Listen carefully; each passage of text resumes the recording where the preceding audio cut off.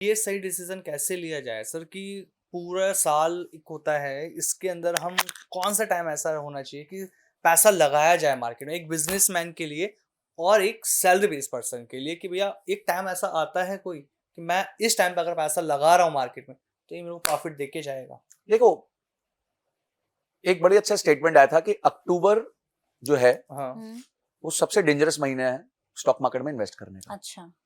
पर और भी नेगेटिव या पॉजिटिव? डेंजरस महीना है, मतलब Okay. नेगेटिव है। और जो और एक कुछ महीने हैं जो नेगेटिव है, मुश्किल है स्टॉक मार्केट में इन्वेस्ट करने के लिए, वो है जनवरी, फरवरी, मार्च, अप्रैल, मई, जून, जुलाई, सितंबर, नवंबर, दिसंबर। ठीक है, तो अक्टूबर भी खराब है और बाकी 11 भी खराब है। ठीक है। तो इसीलिए आपको ये सब नहीं सोचना। ओके। आप अपनी लाइफ को डीक्लटर करो। डीक्लटर, ये ना गंद मत भरो जिंदगी में। दो चीजें करनी है आपको, दो ही, तीसरी कोई चीज ही नहीं करनी। इजी कर रहा हूं, बहुत प्यारा फ्रेमवर्क है, मेरा फ्रेमवर्क है। पहली चीज है focus on building your skills, ताकि आपकी एक्टिव इनकम बढ़े। ठीक है। आपका 20,000 का व्यवसाय है आज महीने का, कोई प्रॉब्लम नहीं है। Start with what you have and where you are.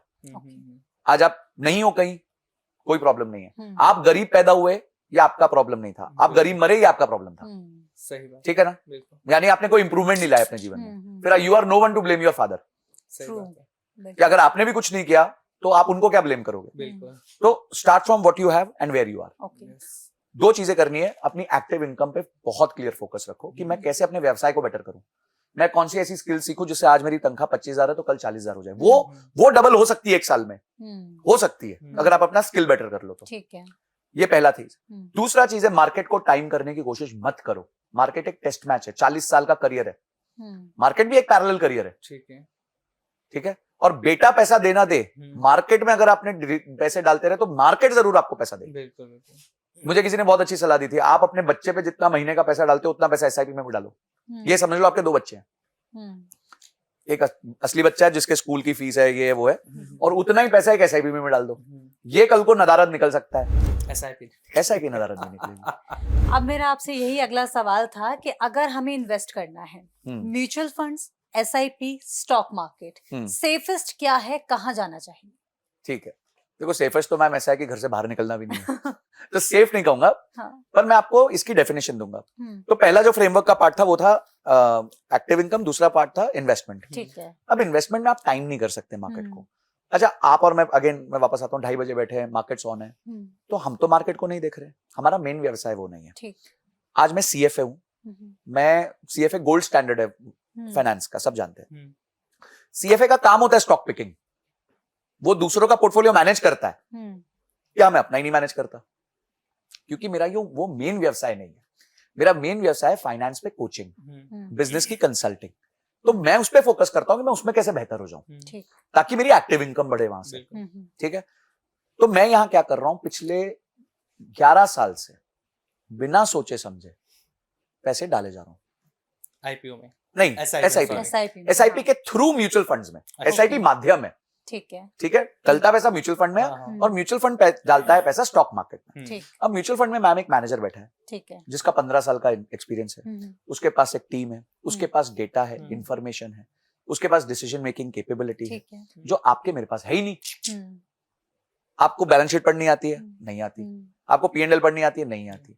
आपको टेक्निकल एनालिसिस करना आता है चार्ट्स का? नहीं आता। मैं आपको खराब नहीं बता रहा, मैं आपका काम नहीं है भाई, वो आपका काम है होस्टिंग या फिर मीडिया, तो आप उस पर फोकस करो। आपके पैसे उस आदमी को दे दो जो सेबी रजिस्टर्ड है, एक म्यूचुअल फंड चलाता है, रूल्स एंड रेगुलेशंस से बंधा हुआ है, एक्सपीरियंस लेके बैठा है, और वो उसको काम करने दो अपना। वो आप, अच्छा अब आप ये बोलो नहीं जी मैं अक्टूबर में नहीं, सितंबर, अच्छा कौन सा बेहतर महीना होगा? क्यों करना है, हर महीने डालो। अब मैं आपको एक कथा सुनाता हूं इसमें, कि मैंने 2014 से एसआईपी डालना चालू किया। ठीक है।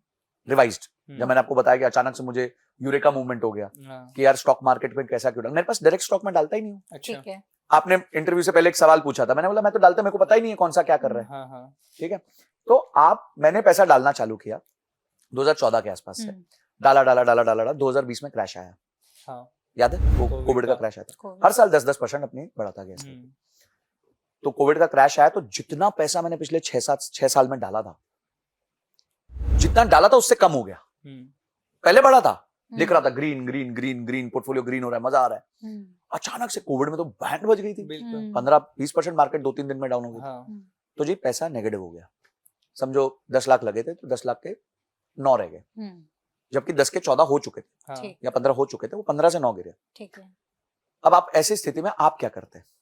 डर के मारे इंसान सोचता है यार जो बचा उसे निकाल लूं। बिल्कुल। मैंने पता है क्या किया? मैंने एसआईपी डबल कर दी। अच्छा।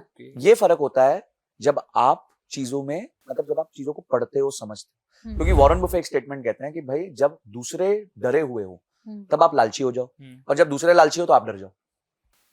इसलिए इस मार्केट में 10% लोग पैसा कमा पाते हैं, लोग डर जाते हैं। क्योंकि 90% लोग का वही बिहेवियर होता है, यार जो बचा है वो ले लो, यार नहीं तो ये भी खत्म हो जाएगा, कल को हाहाकार मच जाएगा, हम क्या करें, डबल कर दो, चलो एसआईपी। घर से बहुत रेजिस्टेंस आया, पेरेंट्स का, वाइफ का, सबका, यार क्या कर रहा है, आप चिंता मत करो, मेरा पैसा है ना, आप चिंता मत करो। मैंने डबल कर दिया। आज जितना पैसा डाला था, आज तक जितना डाला है 2014 से लेकर 24, उसका 2.5 गुना हो चुका है उसी एसआईपी से।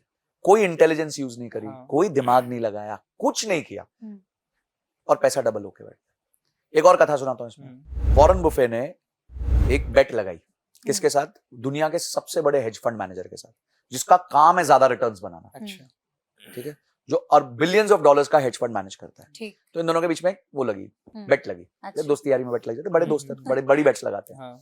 तो एक वॉरेन बफे ने बोला, बेटा तू भी एक काम कर, हम दोनों एक अमाउंट ऑफ पैसा डालते हैं, तू भी डाल मैं भी डालता हूं।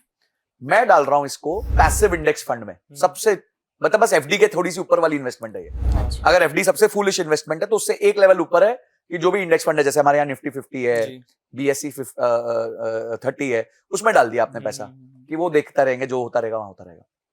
पर उसने बेट रखी 10 साल की कि 10 साल बाद मिलेंगे, वो रैंचो की तरह ना, वो 10 साल बाद मिलेंगे फिर से, मैं हंसूंगा तू रोएगा, मतलब याद है। तो वैसा हुआ। तो इन्होंने बेट लगाई कि कौन ज्यादा रिटर्न बनाएगा, तो जो कम रिटर्न बनाएगा, जिसने ज्यादा रिटर्न बनाया उसको $1 मिलियन देगा। अच्छा। 10 साल बाद। अच्छा। 8 करोड़ रुपए देगा। ठीक है जी। वॉरेन बफे ने एक बार डिसीजन लिया, पैसा उठाया, इंडेक्स फंड में डाल दिया। ये भाई ने पूरी टीम बनाई, ऑफिस सेटअप किया, उसके बाद टीम डिसीजन लिए, मैं अब ये खरीदूंगा, ये बेचूंगा, ये खरीदूंगा, ये बेचूंगा, पूरा काम किया 10 साल। और ये वॉरेन बफे ने कुछ नहीं, न्यूज़पेपर पढ़ा बैठ के 10 साल, कुछ नहीं किया, पैसा डाल के छोड़ दिया। 10 साल बाद वॉरेन बफे का जो रिटर्न था, अगर उसने 100 रुपए डाले थे तो उस पर 88 रुपए कमा लिए 10 साल में। अब वो टेड सीडर्स ने कितना कमाया होगा इतना सब सर्कस करने के बाद? 22 रुपए बस। क्योंकि उनकी बाकी की कॉस्ट भी होगी, बाकी की कॉस्ट है, गलत डिसीजन है, राइट डिसीजन है, मल्टीपल चर्न है, बार बार डिसीजन ले रहे हो, स्ट्रेस है, और ये भाई ने कुछ ही नहीं किया। कुछ नहीं किया। तो इन्वेस्टमेंट में कुछ ही नहीं करना होता। प्रॉब्लम ये हम कुछ कर देते हैं।